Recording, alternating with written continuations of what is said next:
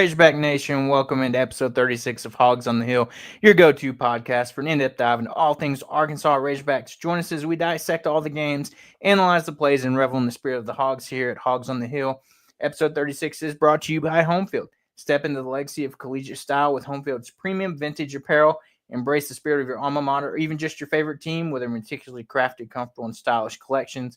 You can elevate your game day attire or just celebrate the rich history of college sports. Homefield, where tradition meets modern comfort in every stitch. You can use that promo code Variety Sports in all caps to get 15% off that first order.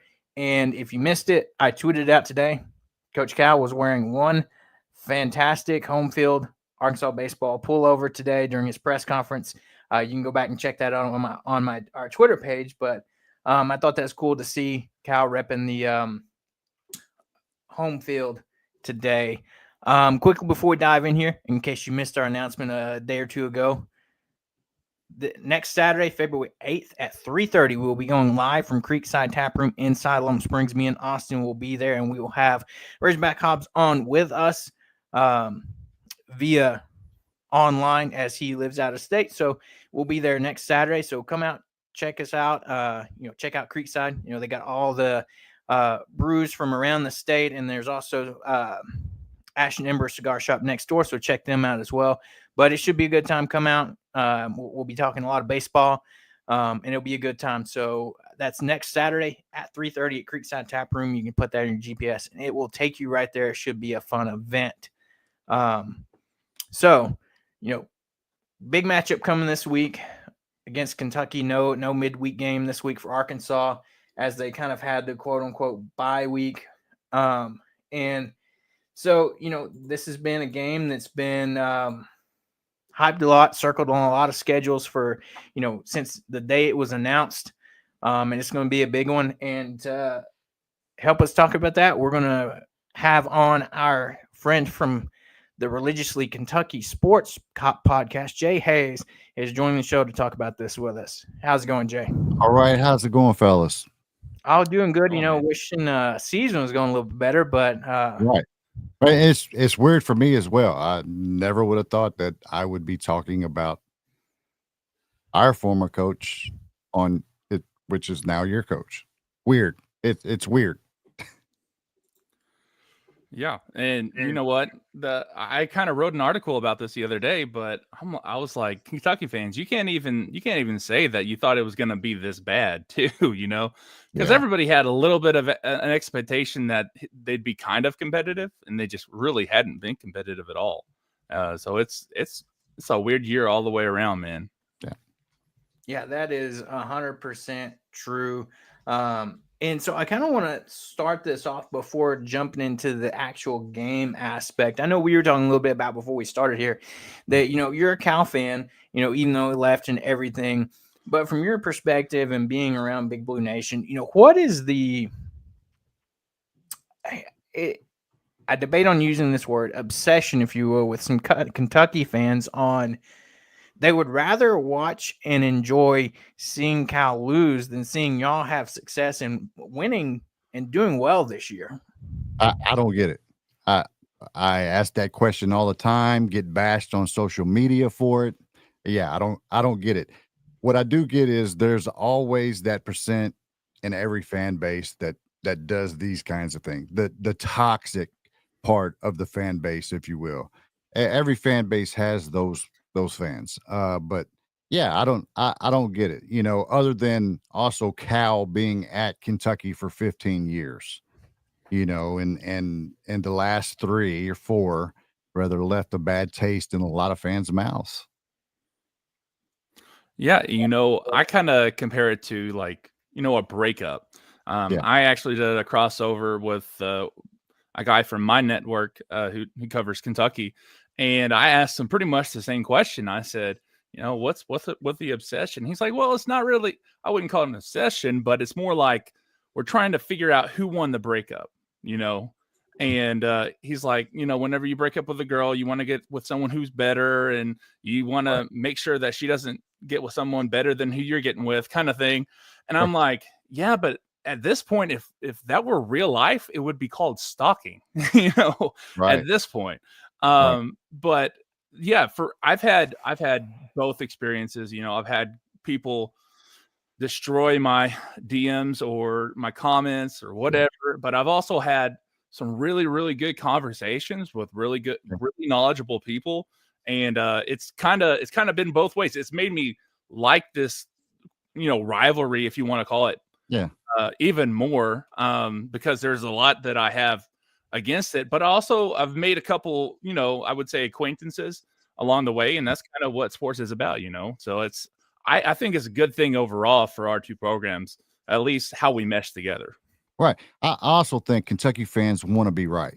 They want to be right that Cal can't coach because of 3 years, because they didn't talk about the game. They didn't talk about three best shooters on the team going 3 of 24 and we lost by 6. They didn't talk about that. It was just they talked about the loss, and now they want to be right, and they're looking right because Cal's not doing very well at Arkansas. So they're I told you he can't coach, and it lays on that, if you will.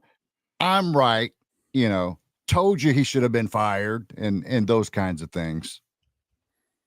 Yeah, 100%. I understand that, and it's like, we're talking about with some of the discourse over the past few years, you think a lot of, at least the ones that wanted Cal gone, would be happy with the whole situation because, here comes Arkansas in, scoops him up, kind of gets it to where y'all don't have to pay that huge buyout. Yeah. We take him off y'all's hands. Y'all get to, move on like a lot of people are wanting to. Yet it's still, like you said, there's still some that can't let it go, if you will.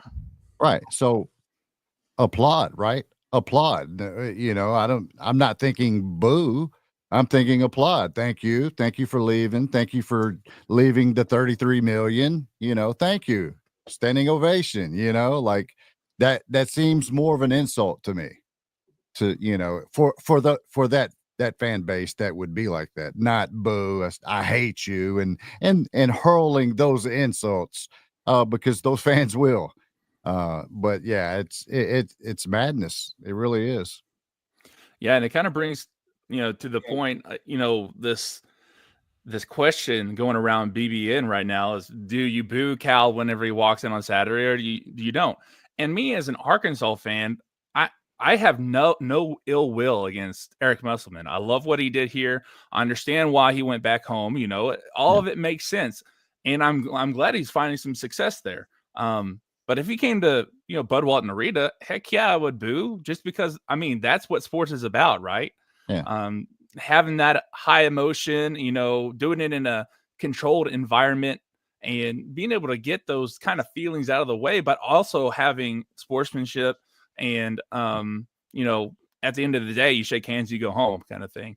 So I would be like, if he walked into Rupp and they didn't boo, I would be like, that's weird, Yeah, I'm okay with the booing. I'm not going to boo personally, but I'm okay with it. It's sports. Right. Some fans feel that way. Then do you? I'm not going to tell anyone how to fan, but there's going to be people cheering, standing ovation, like I said, and there's going to be people booing because they felt like he cheated and he didn't do so well the last 3 or 4 years, and it was all on him. He missed a ton of shots. He didn't execute on the floor. Just Calipari is just not a good basketball player. So they feel that way, so it's going to be pretty mixed. I would think, and I'm thinking that there's more standing ovation and clapping for him because of 3 former Wildcats that are now Arkansas Razorbacks. So I want to believe that, and I hope that's the case, but you don't know with BBN. So And how do you feel about that? How do you feel about like Thero and Big Z and DJ coming back and dressing not blue? And I hate that, to be honest with you. I hate that because I like those guys, and I'm cheering for those guys when they're not playing against Kentucky. I'm cheering for those guys. I want those guys to succeed, especially Adu Thiero, who was here 2 years, and Big Z, and I was a big DJ Wagner fan, so I'm cheering those guys on. Not in this game. Now inside. I feel like I will be like, if they do something great, I'm going to be like, man, that was amazing, Yeah. but I'm rooting for my team, so at the same time, there's going to be a little bit of, man, I wish he was still here, because I like those guys. Yeah, I saw an interesting take from, a Kentucky fan that said, I would be fine if, all these guys had success in the game on Saturday and Kentucky still got the win. They all go off. Big Z goes off for 30 points, but say Kentucky still gets the win. I'm happy for the kid, and I'm happy as a Kentucky fan. So yeah. I mean, because Big Z, a lot went into him. He had to sit out 100 days. I'm sure you guys know the story. They put up a billboard, a GoFundMe, got a billboard right in front of the NCAA office. Like, BBN does crazy things. So he finally got to play. First game, hit 6 threes. I mean, like, we're cheering for the guy, just not while he's playing Kentucky. Yeah. I think. But with those guys coming with Cal, I want to believe that it's going to be smaller booing than applause, so hopefully. So speaking of player crossover, you guys have a former Hog on the team right now, Jackson Robinson. How has he done this year? And just kind of tell us a little bit about maybe how he's developed since being at BYU and now going to Kentucky since leaving Fayetteville. So I wasn't one that jumped on, just drank the Kool-Aid right out of the gate. I was one that thought, well, these guys played where they did for a reason. These guys are still in college for a reason. And I still think that somewhat. But and then Jackson Robinson is a no-show for 1, 2, 3, several games in, and we get a little bit, and then it disappears, and then he just takes off. Then he becomes a dog, and now I'm just loving the kid. Like, maybe he was going through something, adjusting or whatever it will be, but now he has been showing up every game, showing that emotion, being tuned into the game, and man, I love the kid now. It took some time for me, and this is all new. So, like I said, I wasn't one that drank the Kool-Aid at the pep rally. Yeah, that makes sense. So, speaking of that, what was your initial reaction? So Cal leaves, you go on your coaching search, and then Mark Pope's the guy. I know he was part of the team in '95 that won the title. 96. And so what was kind of your reaction from a standpoint of, did you like the hire at first? Did you think it was okay? Or was there kind of somebody else that you were looking at that you thought they should have went after? So I like Pope, and I knew he was very smart, knew he was a smart guy, smart coach, has success at BYU, but there was no resume. There was no NCAA tournament win, and that kind of was like, what? Well, and he wasn't the first guy. Several guys passed up that job, and then it was kind of like, oh, this is a panic hire. And so I wasn't on board with it at first, even though I liked Mark Pope. I liked him as a player at Kentucky, and I liked what he was doing at BYU, but this is Kentucky, so I wasn't on board with that hire at first. And then the feel good started happening. They did have the pep rally, and all the Kentucky media last year had archaic coming out of their mouth, and now we're back to nostalgia, and it's like, okay, it's a feel good moment, and then he started winning and doing some things, and so it's been a process of growing. Like I said, once again, I wasn't one of the people that drank the Kool-Aid right off the bat. It took a little bit for me, and I'm still it's still growing on me. Even though I do like Pope, and I didn't think he was the right 1, 2. He wasn't that guy, but he was the right hire. Now I feel like. Yeah, and it was kind of striking. Because like you said, it's Kentucky. I was thinking y'all were gonna still what's his name from Baylor? I don't remember his name now, but you know what I'm talking about, head coach from Baylor. And there was the whole thing at the restaurant, like BBN meeting him at the restaurant, all that. And how weird is that? Yeah. I mean, like you said, sports fans are crazy, right? Fan is short for fanatic. So it's it really, especially with fan bases like Kentucky and then Arkansas, and I feel like Tennessee is also the same way with being kind of crazy. We all kind of have the same craziness going on. They might be a little crazier, but yeah, that's true. We haven't gotten a coach fired a few months after he was hired. So but yeah, no, I was like, wow, Mark Pope. Okay. Yeah. All right. And I've been really surprised with what he's done. I think that once they got into SEC play, they're, kind of showing a little bit of struggles, but I mean, everybody is. There's not an SEC team out there that you have to, you can sleep on, Yeah. If Kentucky were to sleep on Arkansas, they might might lose, but that might is very, very, quotes, but right. Still, it's a crazy league. So speaking of that, what do you think of the SEC right now? It's insane. Yeah, it's rough. I mean, like it's not like you can say, oh, Vandy's a win or Arkansas's a win. You better not say that. You better show up and play. I don't think there's any teams that you can really say that, even though there are teams struggling more than others. I don't think there is a team that you can honestly say, yeah, that's a W. I just don't think that. Yeah, and you can't even say that about South Carolina, right? Right. Because, I mean, so I also cover Clemson, or at least I have been. Yeah.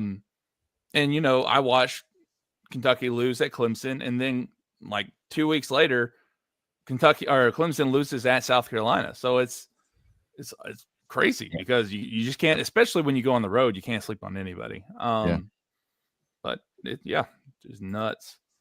Yeah, it's like, even if Arkansas was doing well, there's nobody on the schedule. Like you said, I'm circling saying, oh, that's a definite win. Vandy's been a surprise. Georgia's been a surprise, even though Arkansas beat them. But you see a team that, it's like some people have said, Florida tried the Mike White experiment, didn't work. So Georgia's like, okay, let's kick the tires on and see how it goes.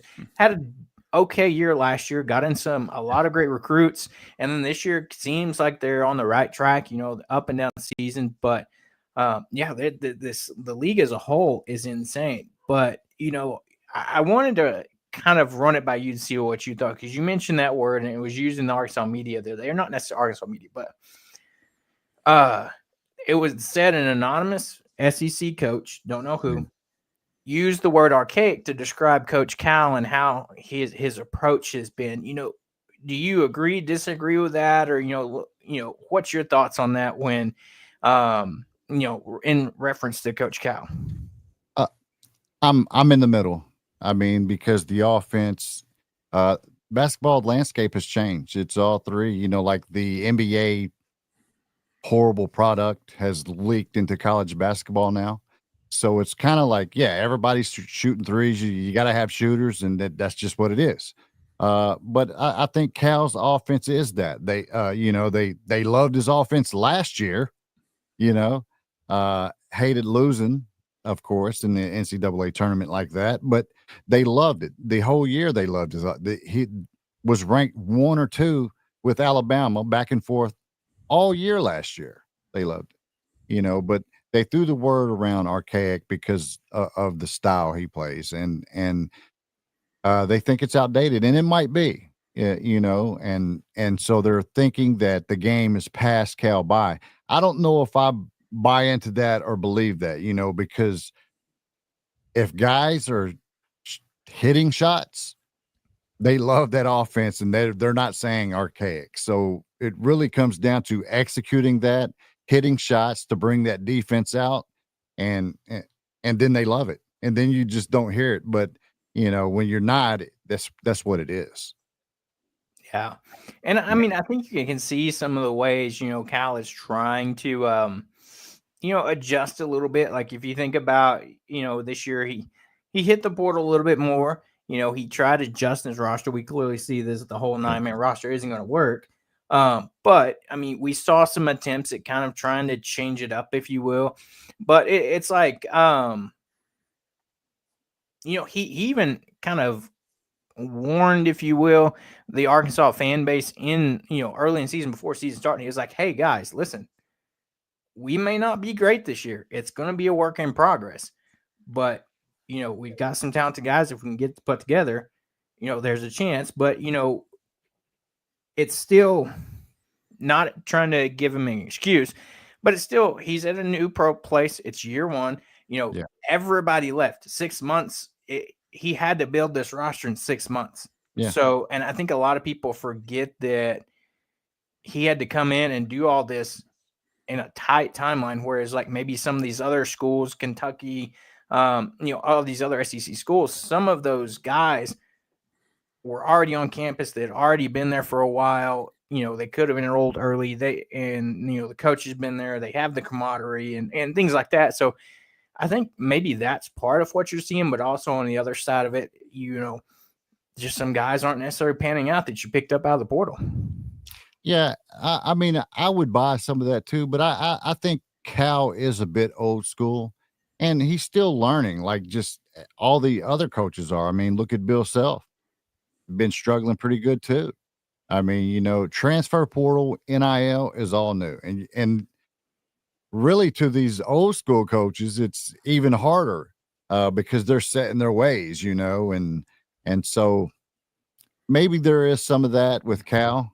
Maybe the game has passed him by, but me being a fan of Cal and the innovator that he is, it's hard for me to believe that he can adjust and he can't get with the program. I don't know if I buy that he can't do that, because I've seen Cal do that. He was at Kentucky 15 years, so it's going to be interesting to see, to see after this year, because always the first year somewhere new is pretty difficult. So even with Pope, now, even if he didn't make the tournament or made the tournament and won one game, I would still be like, it's a first year. It's new. It's, but then year 2, year 3, you got to get going. You got to do something, with the stick, do something, so, and it's Coach Cal. I mean, people should be questioning him. He's a Hall of Fame coach. He should answer the hard questions. He should do all that stuff, Yeah. And I think next year is probably going to be better. I mean, yeah. Well, first of all, they're probably going to have 13 men on the roster. They're not going to have 9. Right. And then they're like Carter Knox and Billy Richmond. Caleb and I said that they're probably going to stay another year. I don't think anybody thinks they're ready for the NBA. Right. Big Z is probably going to stay another year. Don't think he's ready either. You're going to lose Theo. You're going to lose DJ Wagner most likely, and then you're going to lose a couple people to eligibility. But then you got 2 of the best recruits in the country right now signed to Arkansas. Yeah. Best point guard, best shooting guard.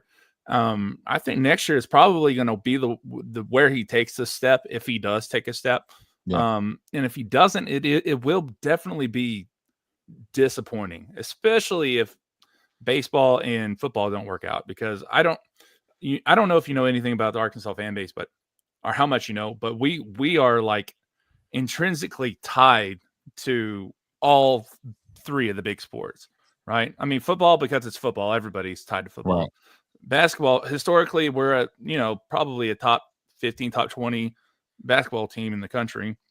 And then baseball, I mean, last 20 years, been one of the best teams in the country. And I mean, we're the only team in the last, 7 years to win at least 40 games. Us in regular season, yeah. And Southern Miss, so, and then the last 2 years, just everything has sucked. So we're kind of like down in the dumps. And if it doesn't pan out with Cal next year and we have a bad baseball season, a bad football season, man, I don't know if you'll even see a University of Arkansas anymore. It'll just, no one will show up to the games. Yeah. Yeah. You got to do something. Yeah. Whether that's moving on from Cal after year 2, or him retiring, because I've heard that as well. But yeah, you got to do something, and I believe Cal will in year 2 and year 3 do a little something year 2, even more year 3. I want to believe that, because I don't think coaches forget how to coach. They just adjust to the new landscape, and I think Cal will. Now you talk to another Kentucky fan, they're going to say, heck no, he can't coach. He doesn't run inbounds plays. He doesn't call timeouts, and, all coaching philosophy, but they don't like that philosophy. So, man, it's hard. Sometimes I struggle with my own fan base, but as a college basketball fan and a Cal fan as well, I believe that will get it together. Like I said, I don't think coaches forget how to coach. Yeah. And I have to agree with that inbounds thing, man. It's been rough to watch this year. Inbounds plays just, they're rough. Yeah. Philosophy, get the ball in and set a play up. I mean, a lot of great coaches do that, but sometimes it's hard to watch. Yeah. When guys are not executing like they're supposed to on the floor. I mean, that was the big thing with me too, is holding players accountable. I don't believe that these coaches are not telling players what to do on the floor. I don't believe that players are missing shots and people are like, he just can't coach. You got to hold the players accountable. So that's my big thing with it. Yeah, I agree. So it'll be definitely, I think, a big deal, emotional for Cal. I mean, even as much as he tries to play it off, it's going to be, when you spend that long at a place, 15 years, you bring a title.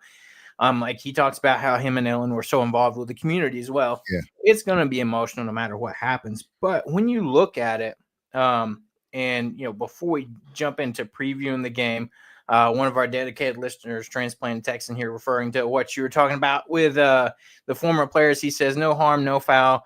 Cal no longer UK coach, and DJ Theo and Big Z no longer UK players. So he gets it. And then referencing to what we were talking about with the fan base struggles, he says, Arkansas fan base is in mediocrity, fatigue, and money grab resentment. That was something, big, especially today, because the news came out yesterday about so they're going to reseat or restructure Bud Walton Arena for next season. And so, this is the first time that I can remember that this has happened for Bud Walton. And, the big thing is a lot of people aren't happy with our athletic director and think this is another attempt at money grab. And, a big thing was they added a higher donation level than what our highest was, because our highest was like second to last in the SEC or something like that, with like a $20,000 donation, was the highest one. Now they introduced one that's $40,000. But what they also did was they reduced the amount of tickets that like each level can get up to. Like they maxed out, like they changed that max amount. But the big thing was, and even Cal said, you can't forget about these people that have been here since the mid 90s. The big thing was our athletic director said, we're not telling you as a season ticket holder that you won't have seats, but you might just not have the same seats unless you want to pay more. And, Cal was kind of on the defense of, hey, we can't, forget about these people that have been, here for years. Their dad, their grandpa had season tickets for, since Bud Walton opened. And now they're trying to go through and change that with the whole revenue sharing. You've got to have that extra income to come in. What's your thought to that? Like Transplant Texan here, it's called the Broyles Matthew Diamond Donor. It's $40,000 a year. And shout out to corporate ticket buyers. So it's those corporate sponsors that buy at that level. But I mean, your initial thoughts there. I think it's crazy. like I think you push fans away that way.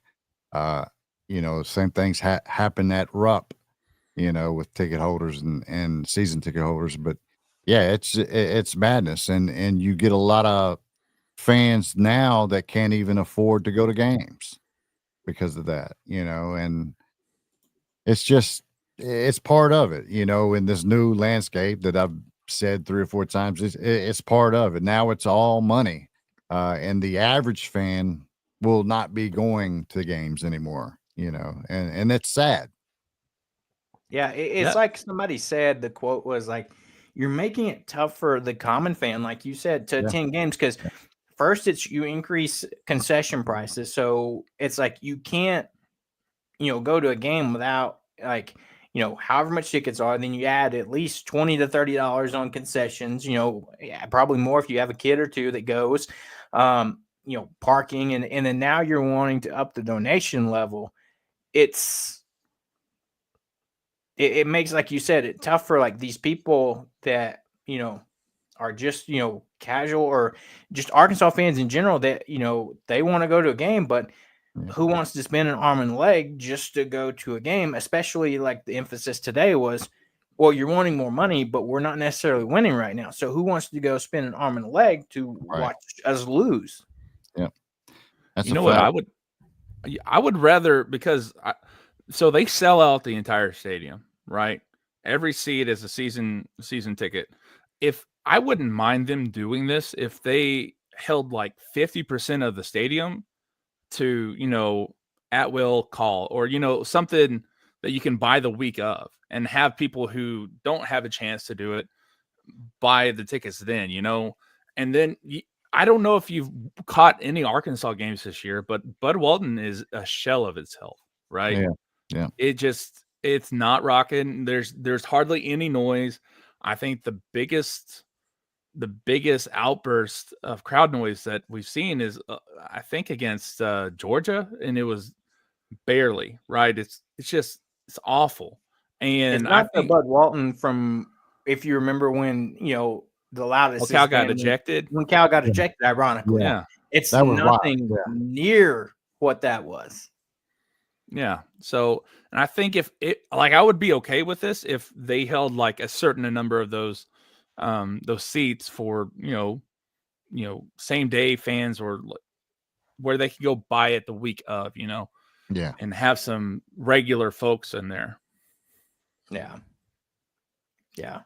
It's tough. But let's flip over to, talking about a quick preview of the game really quick, and we'll let you get out of here. So it's going to be an interesting game. We're clearly missing Boogie Flant.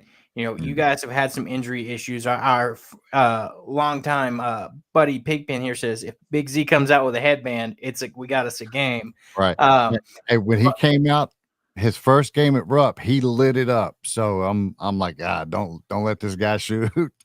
He will light it up. So looking at Arkansas, if you had to look, what is what would be your concerns?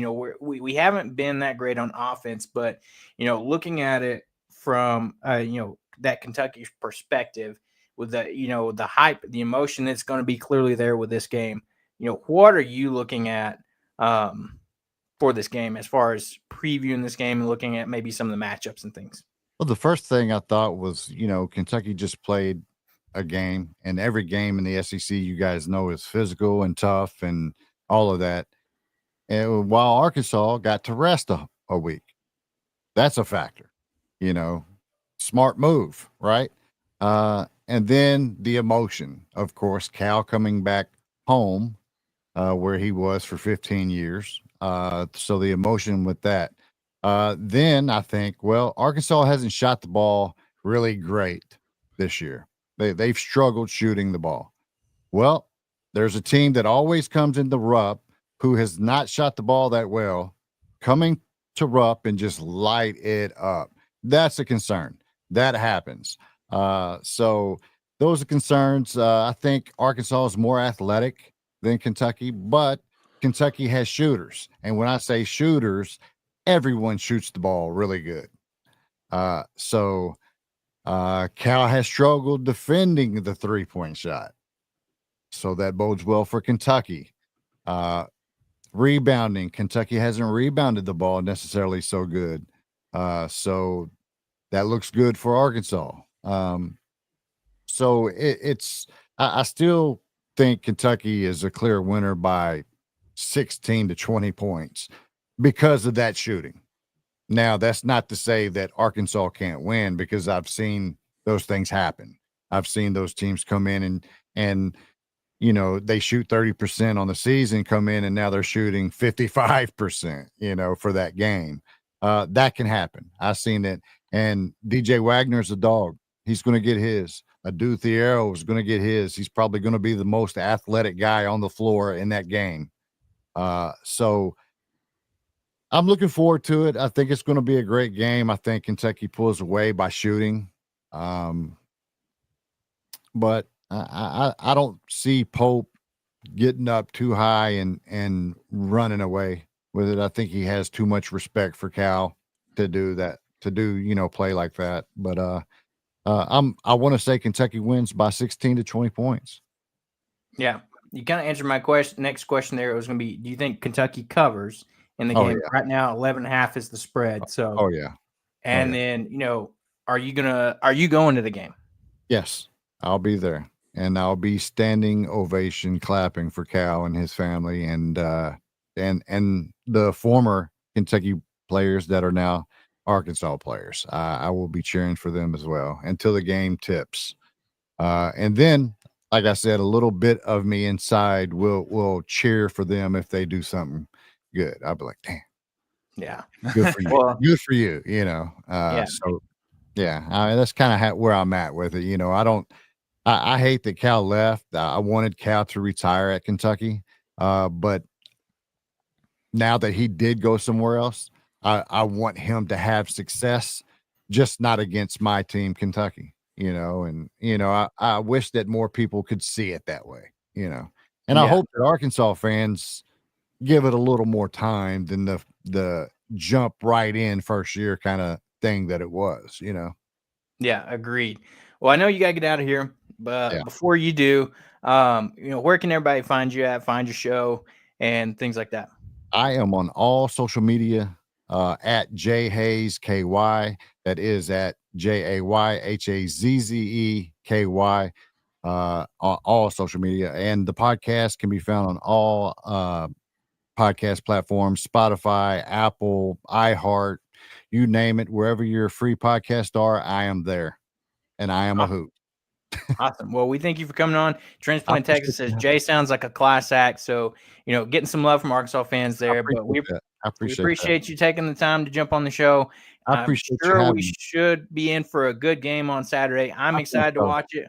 Hopefully we don't get blown out too bad. Let me say, I want to believe that it's going to be 16 to 20 because of my Kentucky thing. I think it's a lot closer than that, really, in my brain. I think this Arkansas team shows more fight as the season goes on.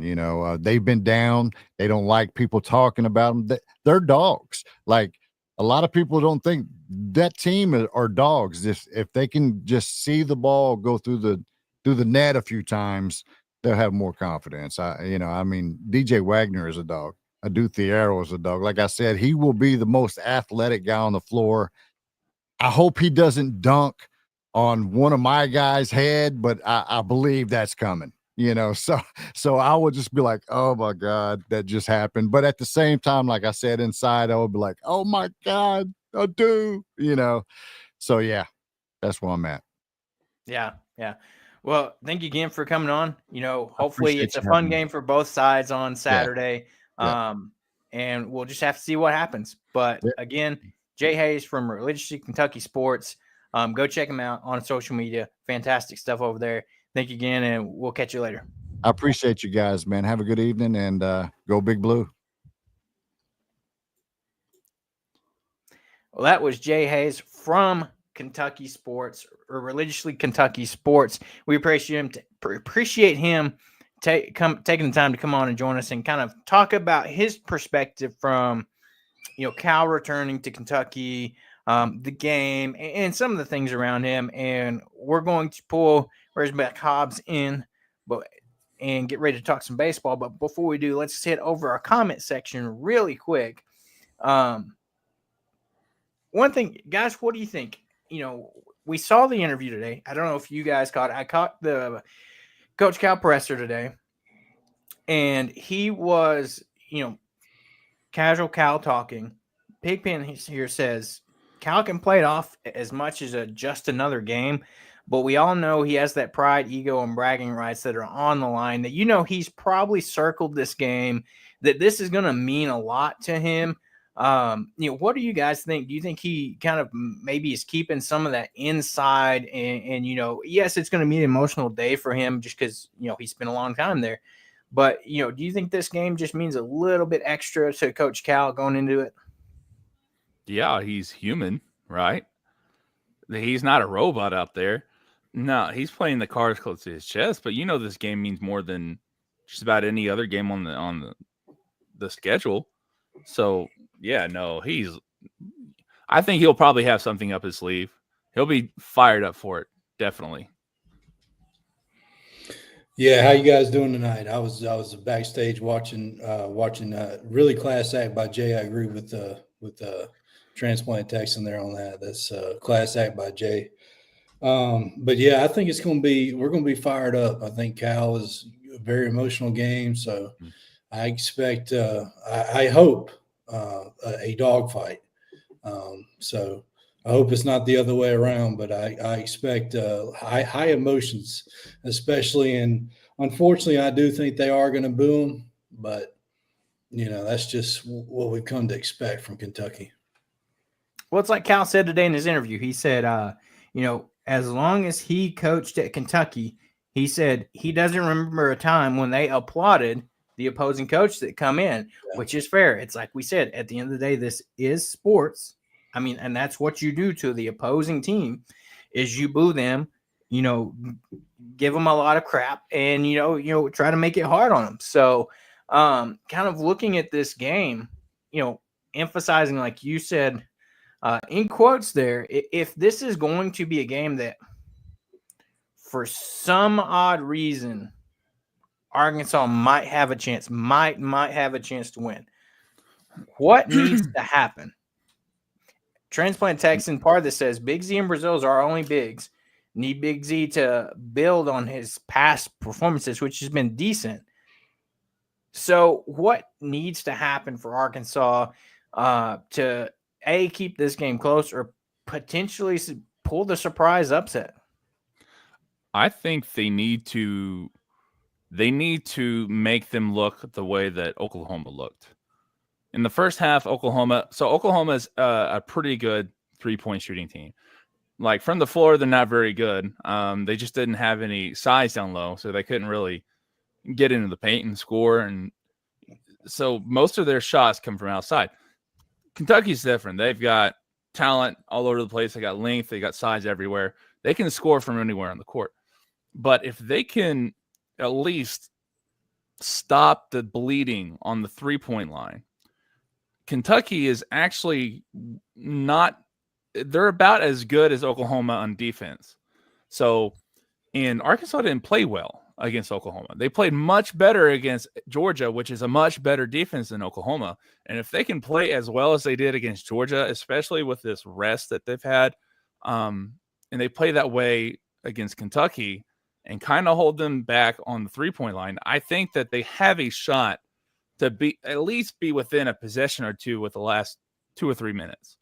I can't really say much more than that because that it's hard to say that they even have a chance to win because they don't have that much talent, on the bench. There's only 3 guys there. So whenever they get to that point, they might be exhausted, or they might catch a second wind and, finish the game out. But that's what's going to happen. They're going to have to really play that 3-point line and let Big Z and Brazil and Adu, if he'll actually come out and play, guard the paint. So, but it's going to be hard because they got some dang good shooters, dude. Yeah, it's going to have to be kind of like if Arkansas has a chance to win, it's going to have to kind of be like Jay said, where Arkansas shot like they couldn't hit the broadside of the barn all year. And then they somehow come out and shoot 45% from deep and, are just, it seems like they can't miss. That's what Arkansas's hope is, that maybe something clicks with Nelly. Maybe Adu figures it out. I mean, Cal said in his presser today, for the first time, he actually said that Adu did have surgery over the offseason. It's the first time we've actually heard him acknowledge that. But also, he said he's about give or take 90%. It's like we talked about last week. It seemed like he still wasn't fully 100% ready to go. So it's going to take, like he said, nobody on this team hurting us. You can't have guys putting up goose egg zeros across the stat line. That includes Billy Richmond, Carter Knox. All these guys are going to have to contribute and add, something if Arkansas has any hope of, potentially coming in and getting a win for Cal as he returns to Rupp. I'll keep it short and sweet. 3 things we need to do to win this game on the road. Shoot the 3 ball better, make our shots, hit our free throws, and grab a rebound. Everybody get in there and grab the boards. That's how we're going to win. That's a good point. Boards, definitely. That's how they did it against Georgia, just minus a 3-point shot. I believe Michigan as well. You got to do those things to beat good teams. Yeah. So, hey, you mind pulling up this comment from Pigpen real quick, the very bottom one, about the 1-3-1? I didn't get to watch the press conference, but did he really suggest going to his own defense? Yes. Hey, you know what the thing is? If they can play like a press, like a 3-quarter press, and then they get back to a zone defense, I think that's going to help them at least, with their endurance, because they're not going to have to, follow people all the way around places. The only thing that I'm worried about with that is that Kentucky's going to be able to shoot them out of it. That's the only thing I'm worried about. Yeah. But that's crazy because Cal doesn't play zone. Yeah. So maybe he'll throw it in there once or twice and throw them off. That's what I'm hoping. Hey, maybe this is part of Cal going back to the drawing board, but this full comment, like Cal mentioned in his press conference, a 1-3-1 defense, the first time we've seen a defense we didn't prep for, it was horrible. So maybe Kentucky has a horrible night when we throw something that we really haven't run all year. I mean, that's going to be big to see what happens. And Transplant Texan says, you got to capitalize on early energy from these guys, DJ, Thero, Big Z, that they're going to have the energy in this. They're going to have by getting to and sustaining an early lead. Because these guys are going to want to come on and put on a show for, the place they were at. And, Jay mentioned they aren't the best at rebounding. So neither is Arkansas. But if we can have Big Z and Brazil get in there and get some boards, things could roll our way. But, I'm not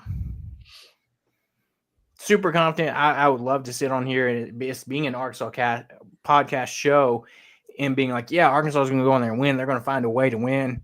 But, we keep it realistic around here. And, that's just, if we win, great. I would love to see what we did well, what we changed, is some guys step up, things like that. But it's, again, like I'll say it, and I've said it before, you got to prove it to me before I'm going to be comfortable saying, oh, yeah, Arkansas is going to go in and win this game. And, yeah, Transplant Texan says just what you said, Hobbs. Rebounds, that's what it's going to be big. Rebounds, free throws, that's going to be big. Arkansas struggled at times, so it'll be interesting to see. Arkansas's got the late tip on Saturday, 8 o'clock here, 9 o'clock Kentucky time, Eastern time. So even later there. Good thing this is on a Saturday night, like you said last week, Austin, so you don't have to worry about getting up for work the next day. So thank you, Lord.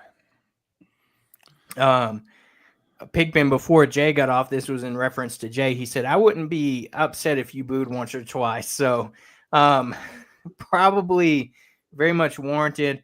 Pigpen also says, if Cal goes in a Rupp and gets ejected, the price of a $12 beer would be worth it. That would be a sight. I don't know how much I would bet on that, but that would be a sight to see Saturday. Pig Pen says if any percentage is in the 20s, it's over with. Agree. I agree. I mean, you're not going to win when you can't shoot more than 20%, 20-something percent in games, and that's been typical for Arkansas these past few games. So, especially that Georgia game, how we won that, I still can't tell you other than we hit free throws. I mean, that's what it was. So, free throw and second chance points. That's what it was. Yeah, 100%. But it'll be interesting to see. But with that being said, as it's getting closer, like we said, we're going to keep talking baseball over here as that's getting ever closer. We are 15 days today. Yeah, 2 weeks from tomorrow. Yep, 2 weeks from tomorrow is opening pitch. It's going to be fantastic. And we're going to be breaking down the Arkansas infield today. This is going to be, and then next week we'll have some talk about the outfield. But I think this is a group you're looking at that you're having to replace a decent amount from last year. And you got a lot of transfers and new names that you may not necessarily know. So I was able to go in here and put together a quick little graphic to kind of break down some of these guys. And I'm going to throw this up here and then let you handle some of this, Hobbs. But all right. Throwing it up here. So let's start over at the behind the plate. I mean, this is one of the consistent ones that everybody's going to know. This is kind of a given for you is Ryder Helfrich. You saw that he went crazy in his summer league that he went and played in, led in home runs. But behind him, we briefly talked about when we were talking about the pitchers. You got a guy behind him that wasn't maybe necessarily expected to be, I guess, this high on the depth chart, if you will. Talk to us a little bit about Zane Becker. Yeah, he played a lot in the scrimmages they had the past weekend. Freshman catcher. He's the number 41 ranked catcher in the class 2024. So obviously not going to take Ryder's spot. Ryder's going to get the majority of playing time. But thing about catcher, you can't catch every game. Got to get a break, especially that first opening weekend. We played 4 games against Washington State. So I would expect to see Zane Becker catch a game, maybe even 2, to give Ryder a break. Maybe you may see Elliot Peterson catch, but he hasn't been catching a lot. But we'll see how the scrimmages go this upcoming weekend. But you saw Zane Becker catching. But yeah, Zane Becker, freshman catcher, 5'11", 200-pound righty. He looks pretty good. He got a couple hits in the scrimmages this past weekend. And you mentioned Helfrich just went to the Cape Cod and led all the Cape Cod and Summer League with 11. He hit 11 home runs, and the guy that was third in all the Cape Cod was our shortstop. And then the second person was a kid from South Carolina. I can't think of his name off the top of my head. We all know he is, if I could think of his name, big boy. But, yeah, so – and Elliot Peterson, if we want to talk about him for a minute, 6 foot, 190-pound righty. And, it's only JUCO, but, I mean, just listen to these numbers when I mention them to you. He hit .517 batting average, 21 doubles, 6 triples, 15 home runs, 25 stolen bases. Now, that was in JUCO last season. So a little bit inflated. He won't do those kind of numbers in the SEC, and he may not even get the playing time in the SEC to do that. But he's definitely got potential, and this was a guy that Dave Van Horn really wanted. They got him. So yeah, I expect to see all 3 guys throughout the season. Right now, from what it looks like in the scrimmages, Zane Becker does have that number 2 spot. But I definitely expect to see all 3 of them at some point the opening weekend. Yeah. No, if Elliot Peterson can do half that in the SEC, I will be glad. Like if he bats like 7th or 8th or, a DH every once in a while, I'll be glad with that. Not just that, man. You talk about last year, Arkansas had no depth. It was hard to even bring in a pitch hitter at times. And now we have a chance to have pinch hitters. I know all of our catchers are right-handed, but, I mean, we have a chance to bring in guys to pinch hit now. And if you think about one of the greatest moments in Arkansas history was when they pinch hit Charlie Welch, hit that 3-run homer against Nebraska to win that regional. So it's having guys to come in to pinch hit and keep moments are huge for any team. Yeah. Yeah. Dr. Pinch Hit, right? Yep. Yeah. That's right. I was about to say, I think one of my favorite things watching that was when they queued it up and played the Titanic music over Charlie Welch. Yeah. Fantastic. I think that Titanic music goes along with a lot of things pretty good. It does. So as we jump over to first base, this has kind of been the question mark of all these positions. You know, we heard the comment of DVH, you know, trying out 7 different guys at one point over on first, trying to get this figured out. And you kind of have it where it looks like it's going to be one Rocco Pepe or potentially Michael Anderson, or we've even seen Kendall Dix potentially listed there. You know, what's the thinking here? Is this a natural position that we're going to see Pepe as he's coming over from Fresno State, or you know, we know Michael Anderson's a transfer as well. So both these guys are guys that are coming into this program.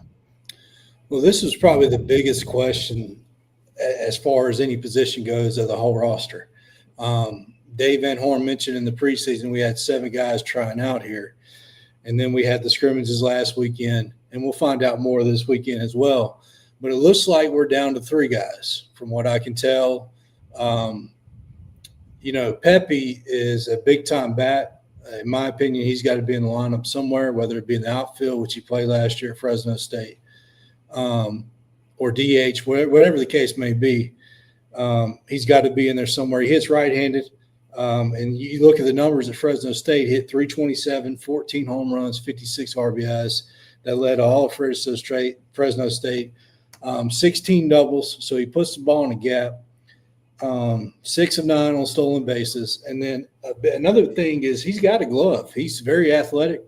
You know, we mentioned the Papa horns, but, you know, he had 1,000 fielding percentage last year. So, I mean, he can field too. And has he played first base? I don't know if he's played first base in his high school or whatnot, but Dave Van Horn feels confident that he played first base in the scrimmages this past weekend. So I assume Dave really wants a bat over there. Obviously, you're going to have to be able to fill that position. And that's where we get into Michael Anderson. He's probably the best glove out of the 3 potential players that'll play there. And he's a big boy too, 6'3", 230 pounds. He had 23 home runs in his career at Rhode Island, had a 289 batting average. So he's very capable of being a big-time bat in this lineup too. He's a guy that hit a home run. Actually, both him and Pepe both hit home runs this past weekend. So both of those guys have the bat, and I believe they have the glove that can play the position. Kendall Diggs is the kind of the wild card here because he's going to be in the lineup somewhere, at least for the start of the season. I can't guarantee his bat will always be in the lineup because we don't know how it's going to go. But from what it looks like, the scrimmages, he may be back to the old Diggs. Of course, he was hurt all of last year, so you can't really put that on him, and we didn't really have anybody to put in his place. So he played infield in high school. He's played first base for the team and other scrimmages in the past. So he's not unfamiliar to the first base side. But with how loaded our outfield is, which we'll talk more in depth about that in the next episode, but it's hard. It's going to be hard to know exactly where Diggs goes. He'll be in the lineup somewhere though. Maybe DH. May see him at first some. You'll definitely see him in the outfield some. But I think right now with him not being 100% healthy, I think you'll see him at DH to start the year. Yeah. And, you know, that's a great problem to have too, right? I mean, Absolutely. like you look at the bats right there, just the guys who are starting, and you're like, dang, right? Iredale, Aloy, Souza, Pepe, Helfrich, just those 5 guys? I'm like, Yep. It's hard to choose from the guys that are behind them. It's a great problem to have. I'm just hoping that they can just, ride the hot hand, or a hot bat throughout the season and pick and choose who's doing well at this point. And I mean, that's kind of what you have to do whenever the season's 80 some. Is it 80 games? Or is it No, it's going to be. We can play up to 60 if we win the whole thing. 60. Okay. Yeah. I mean, if you go 60 games, that's you're going to have stuff like that because people naturally they're going to cool down and others are going to heat up. So this, I don't know, man. It's a good problem. Yeah. Yep. And then as you slide over to second base, this is, potentially has the potential to be one of my favorite players to watch is, right now, Nolan Souza. He is a guy that you saw last year at times have,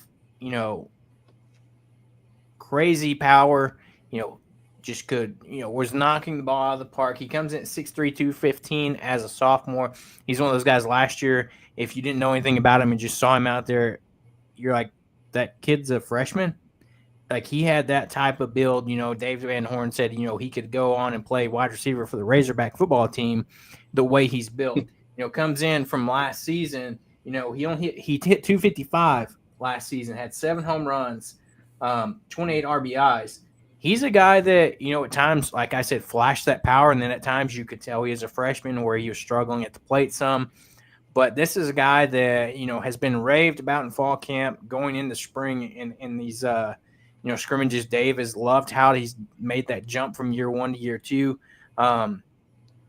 He's a guy that, should be, in line to start. But you also got a guy, Cam Kozel from transfer over from Vanderbilt, that, Vanderbilt's not any slouch program as well. So, between these two guys, is this a spot at second that we could see potentially rotating? Or do you think, one of these guys just wins it? I mean, you're going to probably see some rotation during some midweek games, but, once you get into SEC play, it's a little bit of a different story. Well, when the fall ball happened and going into the first scrimmage this past weekend, I kind of thought it was going to be a battle, but the way that Souza played this past weekend, he looked great. I mean, he definitely looked like he's made that jump because, last year you talked about that 255 batting average. Souza was doing great, like you said. I mean, he hit that big time home run against Ole Miss, but later towards the back half of the SEC play, he couldn't hit the ball. He couldn't make. I mean, he was struggling big time, and you got to the point we couldn't put him in the lineup. And also, a lot of people don't realize or think about it. I mean, Peyton Stovall was at second base last year. You're not taking him out of the lineup. And even our third baseman, Spraglot, was doing well. First base was McLaughlin. There's nowhere to put him. So he kind of lost a little bit of playing time toward the end of the year. But I do believe he looks all the part of making that jump. And Dave Van Horn mentioned over his career, the biggest jumps he sees is from freshman to sophomore years. And we got 2 of those guys that could be making those jumps. Helfrich, Souza, big time power. Souza, he just looks like he's gotten a little bit stronger. He's putting the ball in the gap. And most importantly, he's buying into the new philosophy, which is we're going to be running the bases. He looked good running the bases this past weekend. I hope he has another good, strong weekend heading up into the opening day. But and the reason I said about Cam Kozel is because he's played in the SEC. He played all in the SEC last year at Vanderbilt. Did fairly well. Hit 284, 5 home runs, 28 RBIs. And when you watch Vanderbilt play, he kind of popped out. He was the player that really popped out on the screen to you as a freshman. Just looks like a great athlete, baseball player. So, and he can really play a lot of different positions. So you could see him possibly play a game or 2 at first base, depending on, what the lineup looks like, who's pitching. So you'll see Kozel play. You'll definitely see him at some point in opening weekend. I think you're going to see all these guys opening weekend. But yeah, Cozell, I think I'm pretty high on Cozell, left-handed hitter. They're both lefties. So that's the only thing about, will they, swap a whole lot? Probably not. I think Souza's going to end up getting the starting job, playing the majority. But Cozell could definitely play to give Souza a rest, or maybe another position as well in the lineup. Yeah. This is probably, like you said, could be one of the closest battles between these two here. Both guys that, are extremely talented. Like you said, with Souza, that back half of the season lost some playing time. I know they were throwing him in, out in left field some. They were just trying to get him on the field with the bat that he had. But like you said, when he started struggling at the plate, that's when you kind of saw some of that playing time tail off there. But, as you kind of scoot over into that gap there, another Hawaiian on this team that, I can't wait to see what he does this year is one Vahiva Aloy. Shortstop, everybody has that comparison. It's hard to, especially last year, trying to reference it, trying to have what you had between Battle Diggs combo. That was just one of the probably best shortstop second base combos you had in a while. Yeah, the Battles and Robert Moore. Yeah, Battles and Robert Moore. Yeah. And so don't get me wrong, Vahiva Aloy is a fantastic shortstop that he easily became a fan favorite last year, but was a guy that highly regarded when he got him at us in the transfer portal out of Sacramento State. Came out of Sacramento State, hitting .376 with 14 home runs. You saw his average dip a little bit as he kind of made that jump to the top level baseball there at 270. Still hit 14 home runs. He's another guy, even though he's going to be, a junior, I still think you can see that at least for his Arkansas career, that year 1 to year 2 leap where, he could probably just get even better. And that's a crazy thing to think about with as much power as you saw of him last year. And then Gabe Frazier coming in as a freshman, he's very talented to be. I mean, we even mentioned it last week or when we were on Sunday when we were talking about the recapping and talking about these the scrimmages, how well he performed. So, I mean, I think this is easily probably Vahiva's job, but then you're going to see probably wouldn't be surprising to see Gabe during some of those midweek series or some of those longer series giving Vahiva a break. Yeah. Aloy, so you mentioned the combo of Battles and Casey, Battles and Robert Moore. A lot of people mention that because it was the most recent combo they can remember that was deadly. But I'll even take it back as Casey Martin, Carson Shaddy combo. Those two were really good together as well. And Souza, you didn't get a chance to see him play a lot at second base last year, but he does have a decent glove. And Aloy's got a decent glove too. He may not make it as pretty as Battles made it look, but he makes the plays when he needs to make them. But talking about his bat, the 270 average, if you think about it, when the season started last year, I don't think he was used to the cold weather. He kind of got off to a slow start. He got really hot there towards when the weather started getting a little bit better. But maybe he has a little bit better of a start this season since he may be used to it at this point. We'll see. And if he has a better start, maybe he has a better batting average to the end of the year. But, Aloy is one of those guys that he's going to be in the middle lineup. I don't see him hitting nowhere other than 3 in the 3-hole. And he's a guy that can change the game at any point in time with one swing.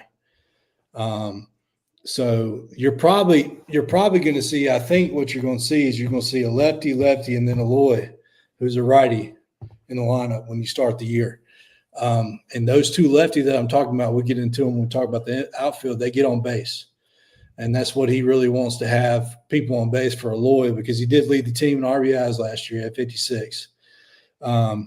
So you definitely want – and we have guys that can hit behind Aloy now too, so he might get a little bit of better pitches.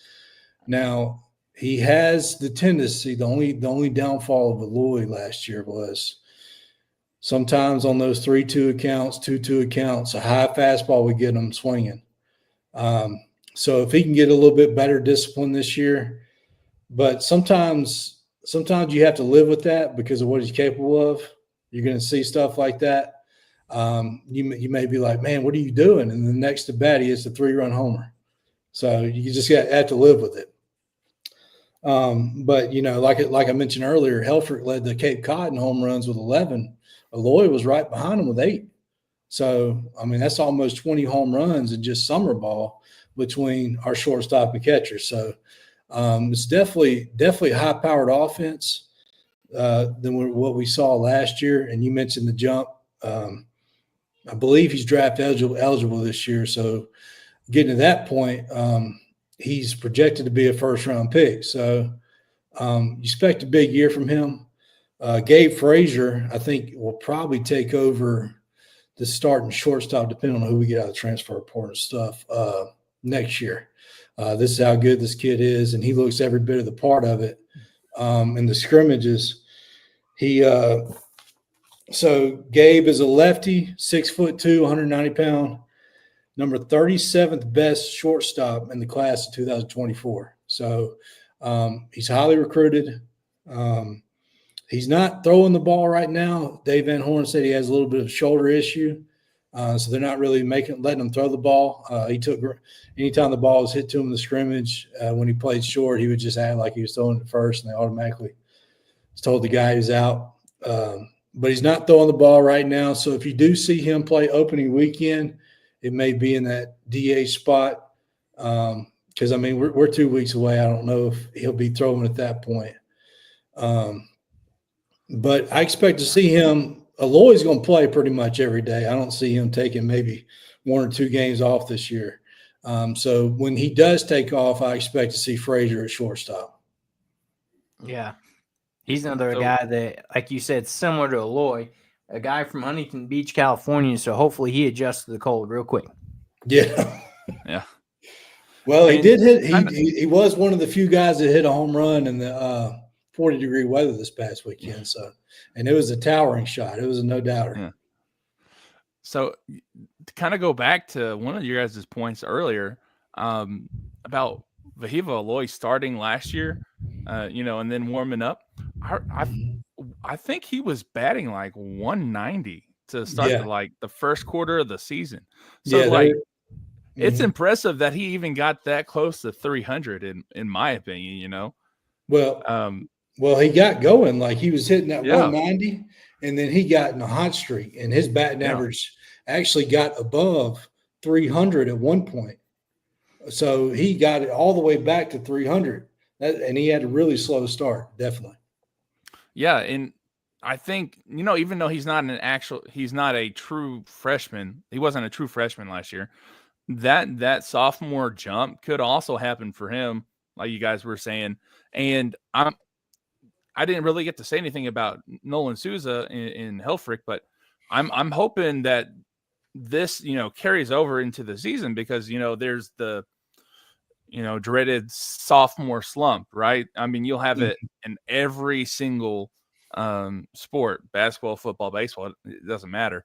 But to hopefully they do that, and hopefully it stays, they stay playing at the level they're playing now.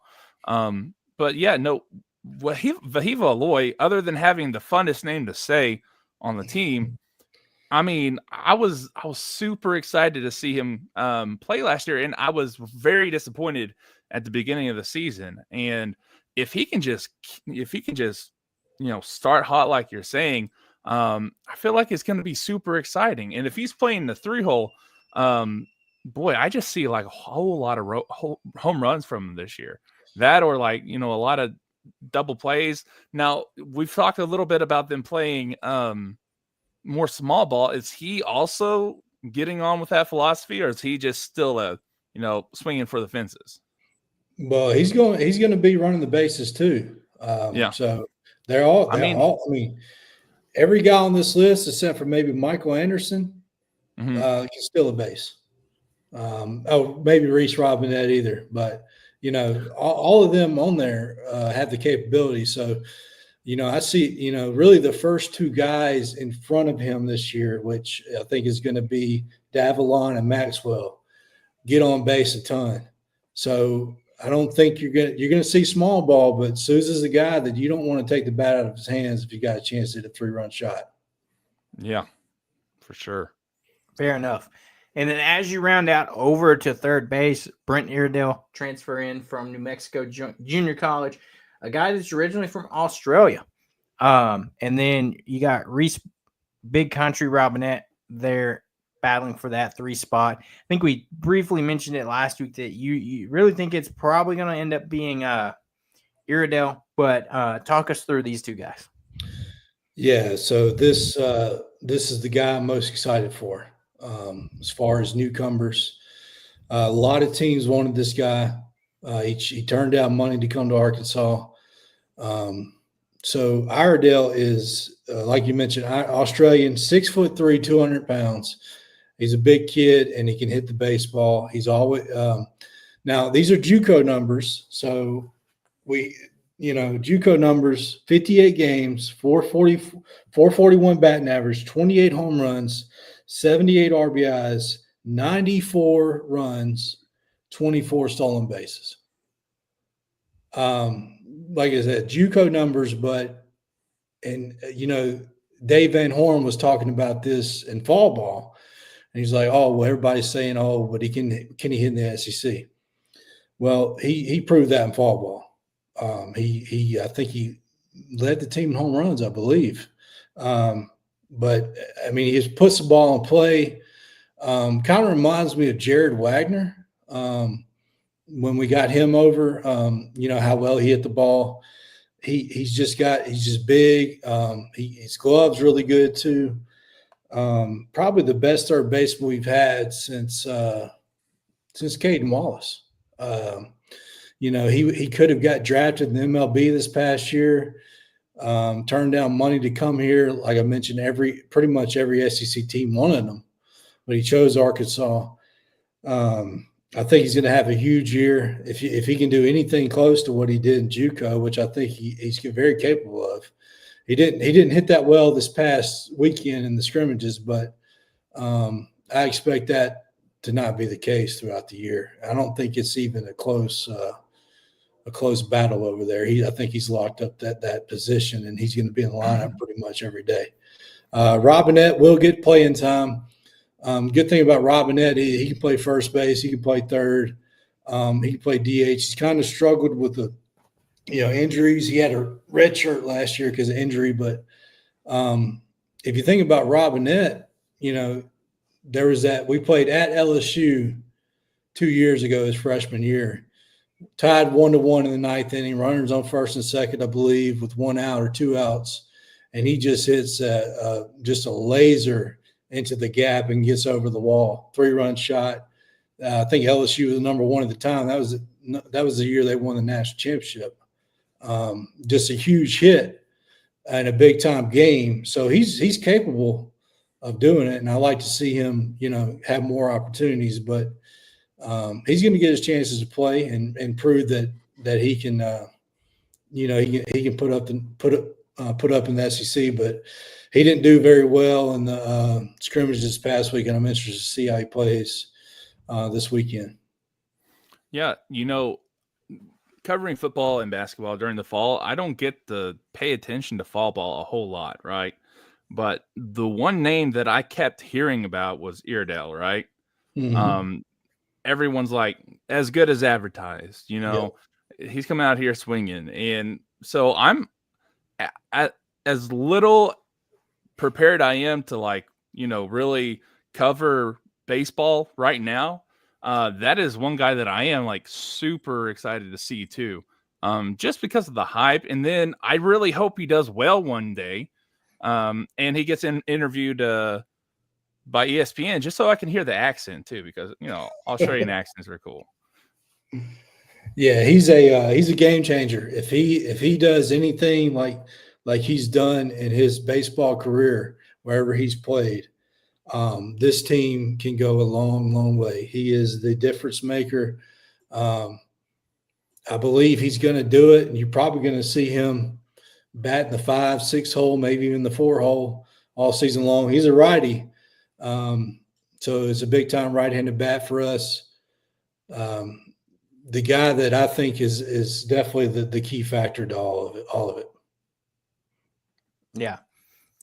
I'm interested to see how this infield shakes out. It's going to be interesting to see. But like you said, a lot of these guys are exciting, and it's going to be fun to watch. I don't have it listed on here, but let's talk a little bit about the DH role. I mean, that's a spot that a lot of people think automatically Kendall Diggs. If he's not playing, on the field, whether it be an outfield, infield, whatever, you think it's probably going to be Kendall Diggs because that's, over the past few years, he's held down that DH spot unless he's been hurt. Are there some other names to kind of watch potentially for that DH role, or do you think it's clearly going to be at least Kendall Diggs to start the season unless he, somebody else outperforms him or something of that nature? I think it's probably going to be Diggs, at least for the majority of the start of the season. And if he's performing like he is capable of performing, then there's no question it's going to be him. It's not even going to be a discussion of who else, because the outfield is so loaded, and we'll talk more about this in depth. The outfield is so loaded that he doesn't have to play out there. Even though he looked really good out there last year defensively, made a lot of great plays. There's just really good players that can play in the outfield now. A guy like Logan Maxwell, he's got to be in the lineup somehow. Let's get it. I mean, over 300 career hitter and playing in the Big 12. He's proven that he can hit, and even Dave Van Horn said every ball he puts in play looks good. Yeah, wasn't it a quote by DVH was like, the kid just hits. Yeah, he's a hitter. He hit 335 last year, and he steals bases. He's a double-digit stolen base guy. You got to have him in the lineup. And then center field's Davalon, another guy that gets on base, and you got to have him in there. Left field, Justin Thomas. I mean, how are you going to keep him out of the lineup when he can steal almost 40 bags a year? I mean, we got to have that kind of dangerous guy on base. When you have that kind of speed, you can't keep him out of the lineup. You just can't do it. And he's got power. The outfield is loaded this year, problem we didn't have last year. So Diggs, I think that's why they tried Diggs at first base. That might have been why he was over there. But to answer your question, I think the DH is going to rotate between the first baseman we saw on that list, Anderson, Pepe, and Diggs. And I think whenever Becker catches, I think you'll see Helfrich at DH. So I think potentially 4 guys you'll see rotating at DH. You may even see a game where Cozell, maybe a team is full of has a right-handed pitcher on the mound, and you see Cozell play second and Souza DH. I mean, they're all possibilities, but who I think is going to be the guy they go to start off, because Diggs has not even really been playing in the field and the scrimmages, and he hadn't been running the bases either. I think you'll see Kendall Diggs play DH the majority of the opening of the season. And then if somebody gets hot, and they're going to play. We got several guys that are going to get their opportunity. Another guy that I'll mention too as well, a guy that has played really well in these scrimmages, Tyler Holland, freshman that really came out of nowhere. Mr. Utility, really, 6'1", 190-pound freshman, bats right-handed, ranked the 252nd best prospect in the 24 class. Played infield in the scrimmages, played a little bit of outfield too. He also can pitch. I don't know how much pitching he'll do with this pitching staff, but he's another guy that could sneak some playing time in, or they may end up redshirting. Who knows what they're going to do with him. Yeah, I mean, that kind of just shows the talent. I mean, I think back to last year, you mentioned Helfrich DH, when you have some talent behind the plate whenever you have 2 catchers in your lineup by choice. It's like last year you saw if Helfrich was catching, you saw Hudson White DHing. Or if Hudson White was catching, you saw Helfrich DHing a lot.